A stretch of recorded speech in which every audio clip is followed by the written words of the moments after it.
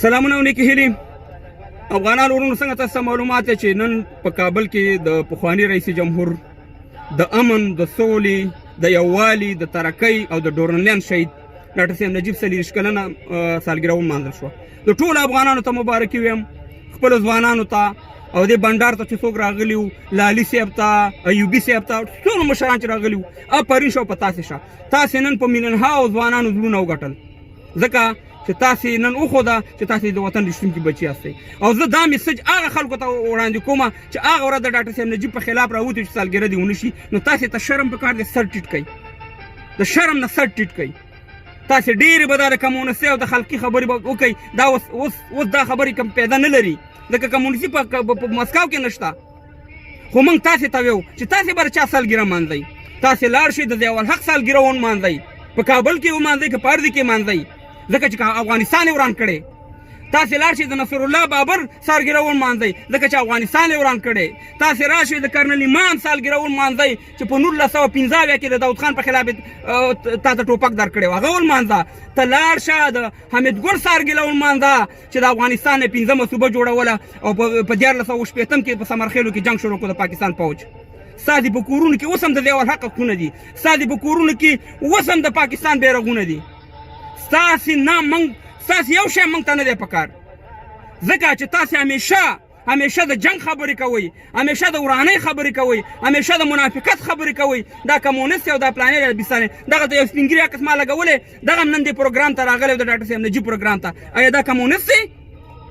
ای نالتیانو، دغه هغه ورځ چې تاسې راوتې وئ د ډاکټر صاحب نجیب په خلاف باندې چې موږ سالګرا نه پرېږدو او سپین ږیري هم راغونډ کړي وو، لکه د پیرې او د مریدۍ خبره ده، موږ ته معلومات یې په 2000 روپۍ هم رانیولي وو. تاسې که دومره افغانۍ، تاسې که مسلماني، تاسې د امریکایانو په خلاف یو ورځ راووځئ چې دا ولې دلته بمباري کوي، دلته ولې جنګ شروع کړی. تاسې د هغه خلکو په خلاف راووځئ چې هغه هر کال دلته په یو فرحانت سره سالګري مانځي او بدماشي کوي. تاسې راوتې شئ، ستاسې مسلماني، ستاسې افغانت به موږ بیا ومنو. خو تاسې تل مدام په دې تجارت کړی دی چې دا خلقي دی او دا کمونست دی او دا بیستانۍ دی. خپل بچیان هم په اروپا او په دې ځایونو کې مزې کوي، پردي بچیان وژنئ، هلته سې مهربانه را مخکې کوئ. موږ د امن د سولې خلک یو، افغانانو. د دې ایجنډه چې وه د دې خلکو هغه د افغانستان ورانولو او د ډاکټر صاحب نجیب مبارزه چې وه هغه د افغانستان جوړولو. ستاسې ویډیوګانې او د هغه ویډیوګانې چې موږ وګورو، ستاسې ویډیوګانې مکمل د منافقت او د جنګ دي او د هغه د امن دي، ځکه ځوانان هغې پسې ځي. او تاسې هماغه کار وکړو چې تاسې وطن ورانم کو او ډاکټر صاحب نجیب به دله چغې والي چې دا وطن مه ورانوه، راځه زما ورور یې، زه مسلمان یم. خو تا یو خبره نه منله، ته نن هر یو سره کښېنې. ولې په دې افغانستان کې یو ډاکټر صاحب نجیب قتلونه کړي، که تا هم کړي، که تاسې هم کړي دي، نو چې تاسې کړي دي هغه صحیح دي، او چې هغې کړي هغه کمونست دی او هغه وروره د وطن دشمن دی. چې سالګرا کېږي د ټولو به کېږي، چې نه کېږي بیا به د یو هم نه کېږي په افغانستان کې.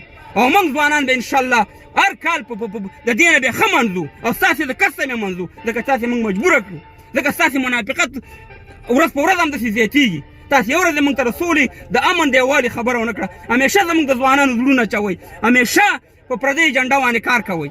تاسې لاړ شئ د ضیاء الحق قبر ته څملئ او رام نمسکار ورته ووایئ چې وطن دې راته وران کړی، زنده باد ضیاء الحقه، داسې خبرې وکئ. تاسې نه موږ یو خیر نه دی لیدلی، تاسې نه اسلام ته خدمت کړی، نه وطن ته کړی، نه خلکو ته کړی، صرف خپلو بچیانو ته هم کړی چې بچیان په خارج کې لوس او په ټپونو کې ګډېږي. ډېره مبارکي راته بیا ځوانانو، انشاءالله هر کال بیا کوو. زنده باد هغه افغانان چې وطن ته ژمن دي، زنده باد.